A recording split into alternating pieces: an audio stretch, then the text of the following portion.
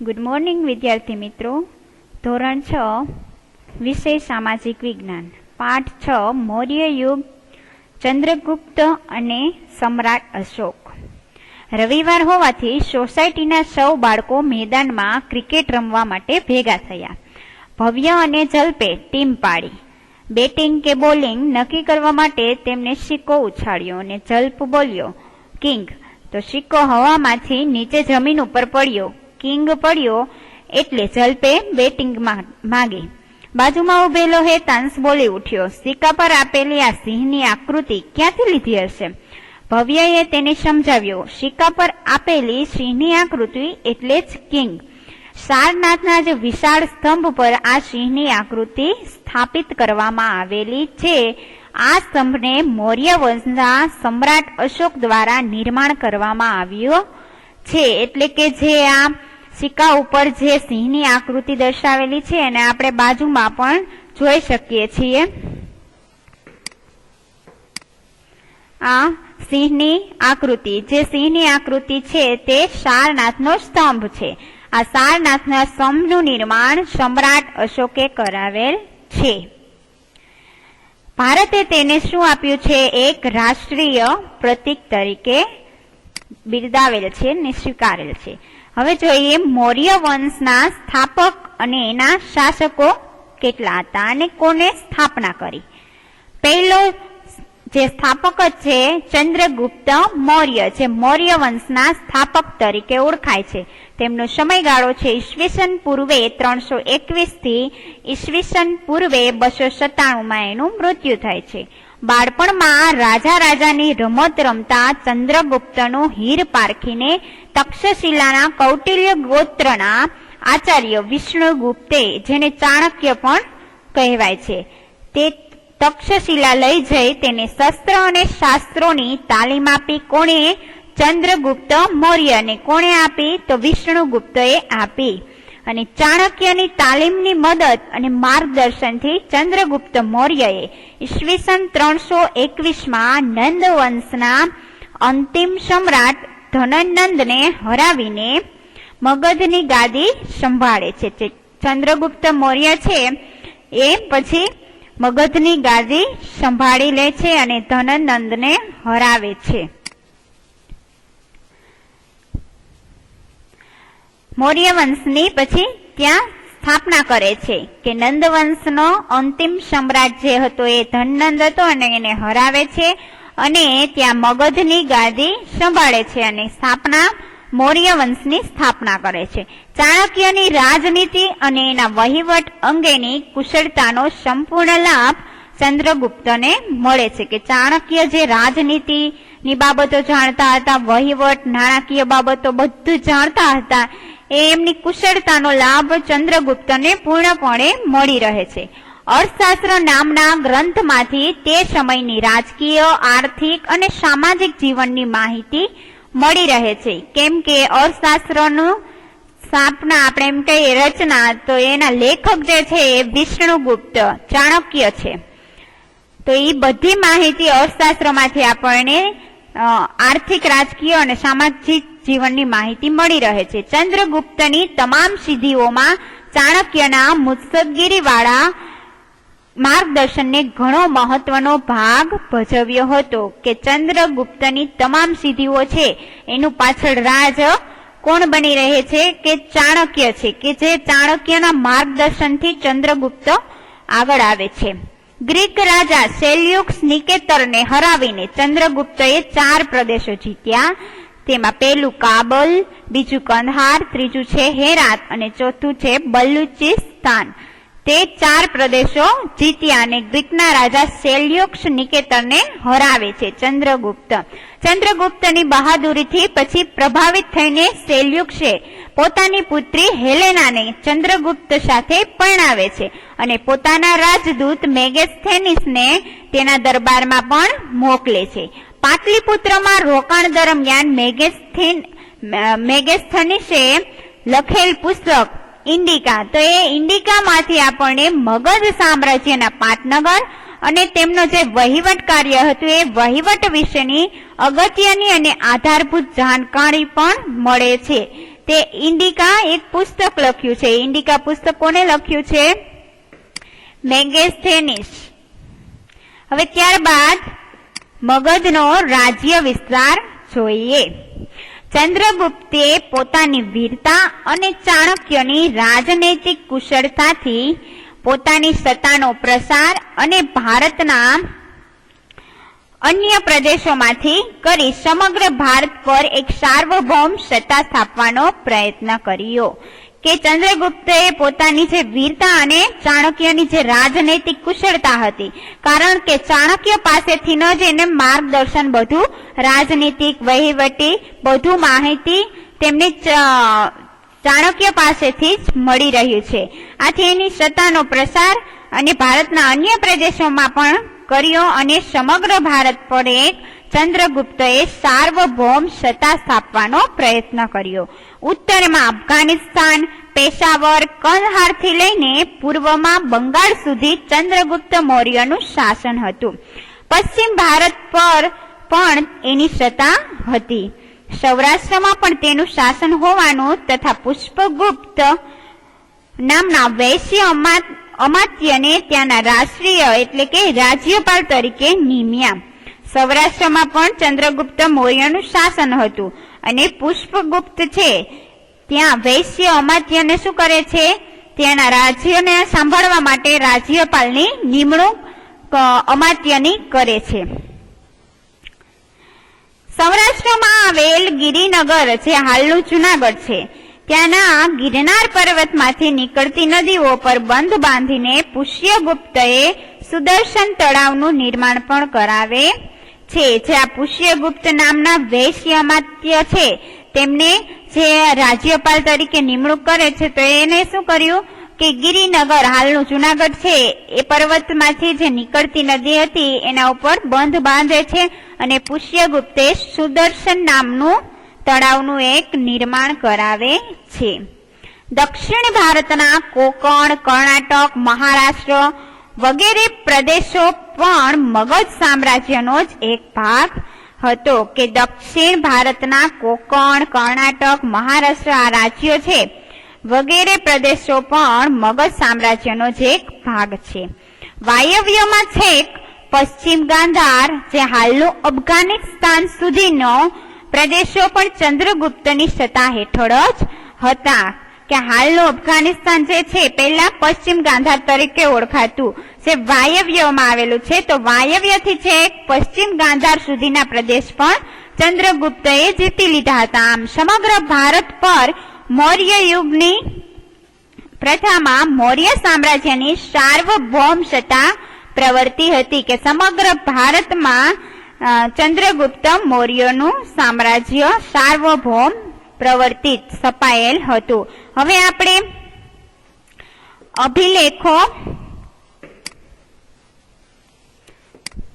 અભિલેખો જે મળેલા સ્થળો છે એ નકશામાં જોઈશું. કે અહીં ટોપરા છે, બહાપુર છે જે દિલ્હીમાં આવેલ છે, કલસી છે, મેરઠ છે, લુંબિન છે, કિસામ્બી છે, લોરિયા છે, સારનાથ, રૂપનાથ, ગજર, પાનગુરિયા, ગિરનાર, સાંચી, સનાતી, મસ્કી, સોપારા, એરાગુંડી, કલિંગ, જોગટ અને પાટલીપુત્ર આ બધા છે. ત્યાંથી જે પહેલાના સમયમાં જે અભિલેખો હતા એ અભિલેખો મળેલા હતા ત્યાંના સ્થળ છે. એના ઉપર જોઈએ તો મહત્વપૂર્ણ નગરો, તો એક છે તક્ષશિલા જે મહત્વપૂર્ણ નગર છે અને બીજું છે પાટલીપુત્ર. જે આટલામાં મૌર્ય યુગનો સામ્રાજ્ય વિસ્તાર વિકસેલો હતો એમ કહી શકાય. ત્યારબાદ જોઈએ જાણવા જેવું કે રાજદૂત, તો રાજદૂત કોને કહેવાય? રાજદૂતને એલચી પણ કહેવાય. તો રાજદૂત કોને કહેવાય? એક રાજ્યનો બીજા રાજ્યમાં મોકલવામાં આવેલો પ્રતિનિધિ. કે એ રાજ્યનો પ્રતિનિધિ હોય, ચંદ્રગુપ્ત મૌર્ય છે એ રાજ્યનો જ પ્રતિનિધિ હોય અને એને બીજા રાજ્યમાં પ્રતિનિધિ તરીકે મોકલવામાં આવેલો હોય એને એ રાજ્યનો રાજદૂત કહેવાય. એ યુગનો રાજદૂત, એટલે કે જે ચંદ્રગુપ્ત મૌર્ય યુગ હતો તો મૌર્ય યુગનો રાજદૂત કહીએ તો એ રીતે. ત્યારબાદ આપણે જોઈએ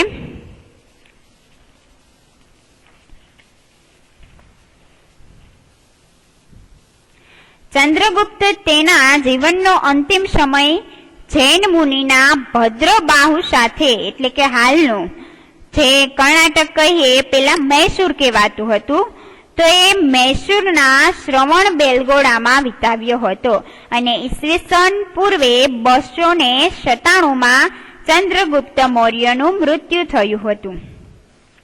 ચંદ્રગુપ્તે 24 વર્ષ સુધી રાજ્ય કર્યાનો ઉલ્લેખ છે અને છેલ્લા વર્ષોમાં તેણે જૈન ધર્મ પણ અપનાવ્યો હતો, એ વાત આપણે જૈન પુરાણોમાંથી મળી આવે છે. ભારતમાં મૌર્ય વંશની સ્થાપના પહેલાનો ઇતિહાસ આદ્ય ઇતિહાસ તરીકે ઓળખાય છે કે પહેલાનો ઇતિહાસ આદ્ય ઇતિહાસ તરીકે ઓળખાય છે. મૌર્ય વંશની સ્થાપનાની ચોક્કસ અને આધારભૂત માહિતી વિવિધ સ્ત્રોતોમાંથી મળી રહે છે.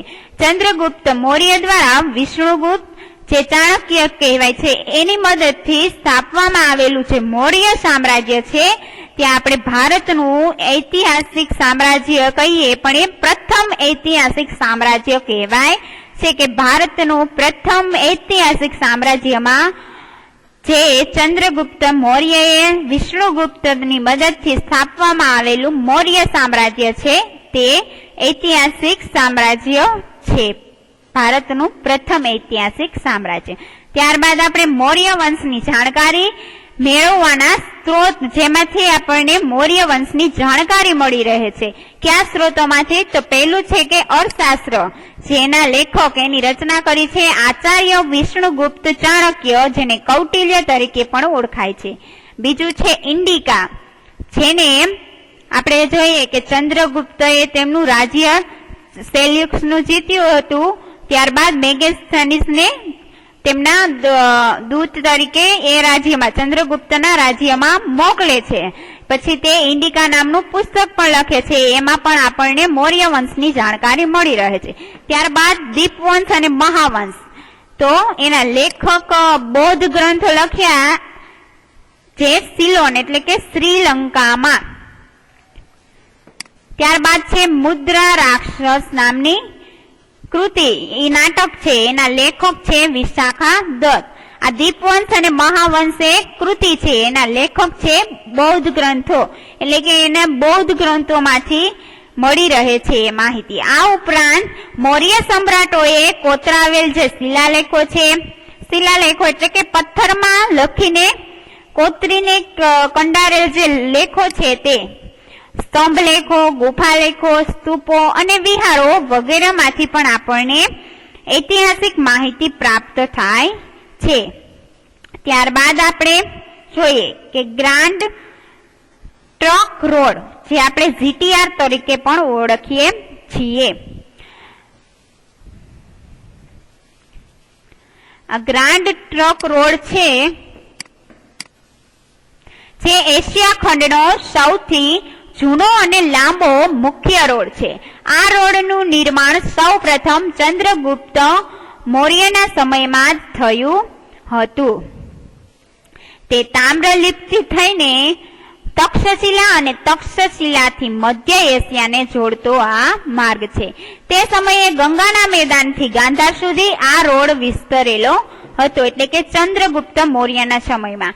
શેરશાહ સૂરીએ પોતાના શાસનકાળમાં આ રોડનું પુનઃનિર્માણ કરાવ્યું. ત્યારબાદ જે શેરશાહ સૂરી શાસન ઉપર આવે છે તો તેમને પોતાના રોડનું પાછું નિર્માણ કરાવે છે. અંગ્રેજ શાસનકાળ દરમિયાન ડેલહાઉસીએ કોલકાતાથી પેશાવર સુધી પણ આ રોડનું નિર્માણ કરાવ્યું હતું. કે આ રોડ છે ગ્રાન્ડ ટ્રંક રોડ, પેલા ચંદ્રગુપ્ત મૌર્ય જે તે સમયે હતો ત્યારે તેને ગંગાના મેદાનથી ગાંધાર સુધી આ રોડ વિસ્તરાયેલો હતો. ત્યારબાદ શેરશાહ સૂરી આવે છે, તો શેરશાહ સૂરીના શાસનકાળમાં આ રોડનું નિર્માણ પાછું કરાવે છે. અને જ્યારે અંગ્રેજ શાસનકાળ હતો એ સમયમાં ડેલહાઉસીએ કોલકાતાથી પેશાવર સુધી પુનઃ નિર્માણ કરાવે છે આ રોડનું. વર્તમાન સમયમાં આ રોડ ક્યાં સુધીનો છે? દિલ્હીથી કોલકાતા સુધીનો રોડ છે અને આપણે જે આજે એને રાષ્ટ્રીય ધોરીમાર્ગ તરીકે ઓળખીએ છીએ. ત્યારબાદ ચંદ્રગુપ્ત મૌર્યનો પુત્ર જે બિંદુસાર આવે છે તેનો સમયગાળો છે ઈસવીસન પૂર્વે 297 થી ઈસવીસન પૂર્વે 273. ચંદ્રગુપ્તના અવસાન બાદ તેનો પુત્ર બિંદુસાર જે મગધની ગાદીએ આવે છે અને પિતા ચંદ્રગુપ્ત તરફથી વારસામાં જે મળેલું હતું એનું વિશાળ સામ્રાજ્ય તે પોતે યથાવત ટકાવી રાખવા માટે થઈને તેની ભેટ પુત્ર અશોકને આપી એ જ બિંદુસારની મોટામાં મોટી સિદ્ધિ ગણી શકાય છે. એટલે કે આપણે જોઈએ છીએ કે અશોક રાજા છે એ કોનો પુત્ર છે? બિંદુસારનો પુત્ર. ચંદ્રગુપ્ત મૌર્યનો પુત્ર બિંદુસાર અને બિંદુસારનો પુત્ર અશોક છે. બિંદુસારના શાસનકાળમાં રાજકુમાર સુસિમની તક્ષશિલાના અને રાજકુમાર અશોકની અવંતીના રાષ્ટ્રીય એટલે કે રાજ્યપાલ તરીકે નિમણૂક થઈ હતી. એટલે કે બિંદુસારનો પુત્ર છે અશોક. તો બિંદુસારના શાસનકાળમાં રાજકુમાર સુસિમ એટલે કે સુસિમ પણ એનો પુત્ર છે એટલે કે સુસિમ ને તક્ષશિલા સંભાળવાનો અને રાજકુમાર અશોકને અવંતી નું રાજ્ય સંભાળવાનો રાજ્યપાલ તરીકેની એની નિમણૂક કરી. સુસિમના સમયમાં તક્ષશિલામાં થયેલ બળવાને નિયંત્રિત કરવામાં તે નિષ્ફળ રહ્યો. જ્યારે અશોકે આ કાર્ય સફળતાપૂર્વક પાર પાડી બળવો દબાવી દીધો એટલે કે જે યુદ્ધ હતું એને દબાવી દીધું. બિંદુસારે તેના શાસનકાળમાં કોઈ નવો પ્રદેશ જીત્યો ન હતો, પરંતુ જે ગ્રીક રાજ્યો હતા એના સાથેના જે મૈત્રી ભાવપૂર્ણ એના સંબંધો હતા એ જાળવી રાખ્યા હતા અને તેણે મગધની ગાદી પર લગભગ 25 વર્ષ સુધી રાજ્ય કર્યું હતું. બિંદુસારે એટલે કે જે ચંદ્રગુપ્તનો પુત્ર.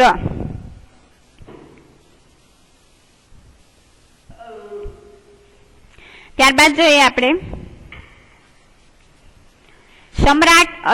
સમ્રાટ અશોક વિશેની માહિતી જોઈએ. એનો સમયગાળો છે પૂર્વ 273 થી ઈસવીસન પૂર્વ 232. ચંદ્રગુપ્તનું મૌર્યનું મૃત્યુ થાય છે ત્યારબાદ એના પિતા એટલે કે ચંદ્રગુપ્ત મૌર્ય પિતા બિંદુસારના પછી ત્યારબાદ બિંદુસારનું પણ મૃત્યુ થાય છે. ચંદ્રગુપ્ત મૌર્યનો પુત્ર બિંદુસાર અને બિંદુસારનું પણ મૃત્યુ થાય છે એટલે બિંદુસારનો પુત્ર સમ્રાટ અશોક. તો પિતા બિંદુસારના મૃત્યુ બાદ પછી એનો મોટો ભાઈ જે સુસિમ હતો એ સુસિમ અને બીજા સાવકો ભાઈ હતો એનો સાવકા ભાઈઓએ સાથે થયેલા સંઘર્ષને કારણે ગાદીએ આવ્યાના 4 વર્ષ બાદ રાજધાની એટલે કે જે મગધની રાજધાની હતી એનું નામ હતું પાટલીપુત્ર. તો આ રાજધાની પાટલીપુત્રમાં અશોકનો રાજ્યાભિષેક થયો હતો અને રાજ્યાભિષેક થયા બાદ અશોકે તેમના પિતા એટલે કે બિંદુસાર તરફથી જે મળેલી વારસામાં રાજ્ય વિસ્તાર હતો એનો વધારો પણ કરે છે. એટલે કે કોને મળે છે રાજ્યાભિષેક? સમ્રાટ અશોકને. રાજ્યાભિષેક મળતાની સાથે જ એને જે વારસામાં મળેલ એનું સામ્રાજ્ય હતું એનું રાજ્ય વિસ્તાર પણ કરે છે અને તેના શિલાલેખમાં જણાવ્યા મુજબ તેમનું સામ્રાજ્ય વાયવ્ય સરહદે આવેલા કંધાર અને પેશાવરથી તથા ઉત્તર ભારતમાં નેપાળ સુધી અને દક્ષિણમાં મૈસૂર એટલે કે હાલનું કર્ણાટક ત્યાં સુધી અને પશ્ચિમમાં ગુજરાત સૌરાષ્ટ્ર સુધી અને પૂર્વમાં મગધ એટલે કે હાલનું બિહાર રાજ્ય અને કલિંગ એટલે કે હાલનું જે ઓડિશા રાજ્ય છે ત્યાં સુધી એનો વિસ્તાર ફેલાયેલો હતો. હવે ત્યારબાદ આપણે કલિંગનું યુદ્ધ અને અશોકનું જે હૃદય પરિવર્તન થયું, કલિંગના યુદ્ધને લીધે અશોકનું હૃદય પરિવર્તન થયું એ વિષયક જોઈએ કે મગધની પડોશમાં આવેલ કલિંગ એટલે કે હાલનું ઓડિશા ત્યાં એક નંદ રાજાઓના સમયમાં મગધ સામ્રાજ્યનો જ એક ભાગ હતો. એટલે કે મગધ તો ચંદ્રગુપ્ત મૌર્યનું હતું તો આ મગધની જ પડોશમાં એની જ બાજુમાં આ કલિંગ રાજ્ય હતું હાલનું ઓડિશા. તો ત્યાં મગધનો સામ્રાજ્યનો જ એક ભાગ કહેવાતું. પરંતુ મૌર્ય શાસનની સ્થાપના સમયે તે કેવું થઈ ગયું? સ્વતંત્ર એકલું થઈ ગયું. એટલે કે મૌર્ય શાસનની સ્થાપના થઈ તો એ મૌર્ય સામ્રાજ્યમાં આવી ગયું એટલે કે સ્વતંત્ર થઈ ગયું. કલિંગને ફરીથી મગધ સામ્રાજ્યનો ભાગ બનાવવાની મહત્વાકાંક્ષા એની ઈચ્છા રાખનાર અશોકે રાજ્યાભિષેક અભિષેક પછીના 8મા વર્ષે એટલે કે ઈસવીસન 261માં કલિંગના રાજા ત્યારે જયંત સામે તે યુદ્ધ જાહેર કરે છે અને આ યુદ્ધમાં અશોકનો શું થાય છે? વિજય થાય છે. યુદ્ધમાં વિજય મેળવ્યા બાદ યુદ્ધભૂમિ અને નગરમાં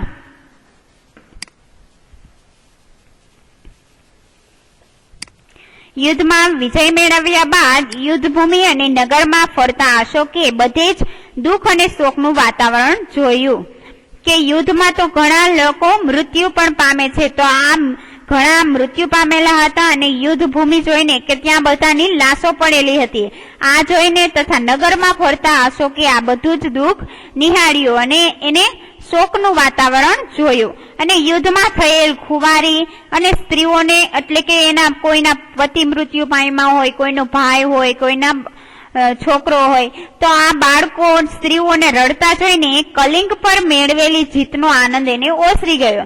એટલે કે એને કલિંગ રાજ્ય ઉપર જે જીત મેળવી હતી એ આનંદ વિખરાઈ જાય છે.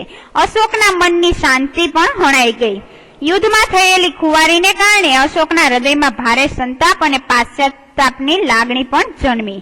યુદ્ધની નિરર્થકતા સમજાય જવાને કારણે કલિંગનું યુદ્ધ તેના જીવનનું અંતિમ યુદ્ધ બની જાય છે અને બૌદ્ધ સાધુ ઉપગુપ્તના ઉપદેશથી તેણે શસ્ત્રોનો ત્યાગ કરે છે અને શાસ્ત્રોનું શરણ લીધું. એટલે કે પછી તે યુદ્ધ છોડી દે છે અને શસ્ત્રોનો તે ત્યાગ કરે છે, છોડી દે છે અને ત્યારબાદ તે શાસ્ત્રોનું શરણ લે છે. એટલે કે પછી બૌદ્ધ ધર્મ સ્વીકારે છે અને શાસ્ત્રોમાં તે શરણ લે છે અને બૌદ્ધ ધર્મ અંગીકાર કરે છે. અશોક રાજવાડી પુરુષમાંથી ધર્માનુરાગી અશોક બની ગયો. એટલે કે એક રાજામાંથી તે ધર્મને માર્ગે ચડી ગયો, એટલે કે ધર્માનુરાગી બની ગયો એમ કહેવાય. અશોક પહેલો એવો શાસક હતો કે જેણે શિલાલેખો દ્વારા પોતાનો સંદેશ એટલે કે પથ્થરમાં કંડારીને પોતાનો સંદેશ પ્રજા સુધી પહોંચાડવાનો પણ પ્રયત્ન કર્યો. અને અશોકના મોટા ભાગના અભિલેખોની ભાષા કેવી હતી? પ્રાકૃત અને લિપિ કેવી હતી? એની બ્રાહ્મી લિપિ હતી. આપણે ત્યારબાદ પછીના લેક્ચરમાં જોઈશું. Thank you.